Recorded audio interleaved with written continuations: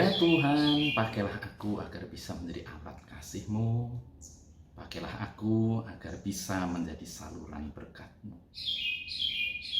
Ini sepenggal doa kita yang sering kita ucap, yang sering kita dengar, dan yang mungkin juga kita rindukan.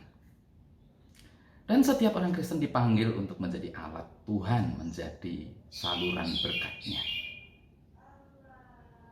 Tetapi tunggu dulu, menjadi alat kasih, menjadi alat berkat, itulah persoalannya.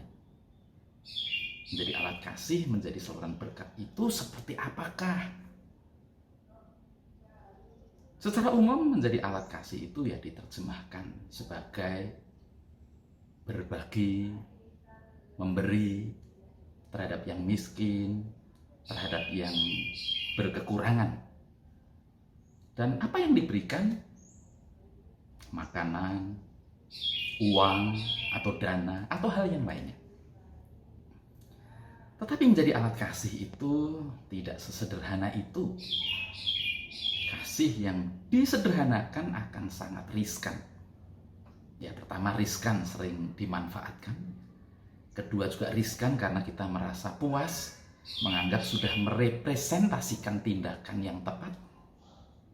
Dan juga kita bisa mengabaikan orientasi hasil karena fokusnya bukan pada apa yang kita ingin capai, impact-nya, tetapi lebih pada apa yang sudah kita lakukan. Jadi ukurannya lebih terletak pada apa yang saya lakukan. Kalau ibarat orang jualan, ini loh saya jualan makanan, makanan bikinan saya enak sekali. Ya, ayo datang, ayo coba, ayo beli. Tapi tunggu dulu. Enak itu buat siapa? Enak itu yang mengukur siapa? Yang menentukan makanan ini enak atau makanan itu tidak enak itu siapa? Sebab seenak apapun, kalau itu menurut penjual dan pembeli tidak mengatakan itu, ya enaknya diragukan. Itu kalau orang dagang seperti itu. Apalagi orientasi makanan boleh masuk ke dalam tubuh, itu kan bukan hanya persoalan enak di mulut, tetapi juga ketika makanan itu tidak membahayakan dan ketika makanan itu juga bisa memberikan manfaat yang baik bagi kita. Nah, begitupun ketika kita menjadi alat kasih, menjadi saluran berkat Tuhan. Ini sesungguhnya bukanlah hal yang sederhana, apalagi tadi disederhanakan. Yang kita anggap sudah terwakili hanya dengan tindakan. Ini bicara tentang impact. Dampak yang ditimbulkan, yaitu tentang transformasi, sebuah perubahan yang mendasar dari orang yang mungkin sebelumnya berkekurangan, bergantung, menjadi orang yang mandiri. Dari yang sebelumnya lemah menjadi berdaya. Dari yang sebelumnya mungkin selalu ragu dan pesimis dengan kehidupan, menjadi berani. Dari yang sebelumnya mungkin hanya berharap untuk diberi, lalu menjadi orang yang bermurah hati. Jadi menjadi alat kasih dan saluran berkat itu betul-betul pekerjaan berat, melelahkan, dan penuh resiko. Tidak mudah bagi Yesus untuk membawa perubahan total bagi seorang perempuan yang kedapatan berbuat zina. Yesus bisa saja mengambil cara yang sederhana. Oh, kedapatan berbuat zina ya? Menurut hukum Musa, apa bunyinya? Oh, menurut hukum Musa harus dilempari dengan batu. Ya sudah, lakukan. Selesai. Selesai tapi tidak selesai. Tapi Yesus bisa melihat lebih dalam apa sebenarnya yang mereka semua butuhkan. Yesus tidak melihat pertanyaan orang banyak itu untuk mendapatkan restu darinya saja.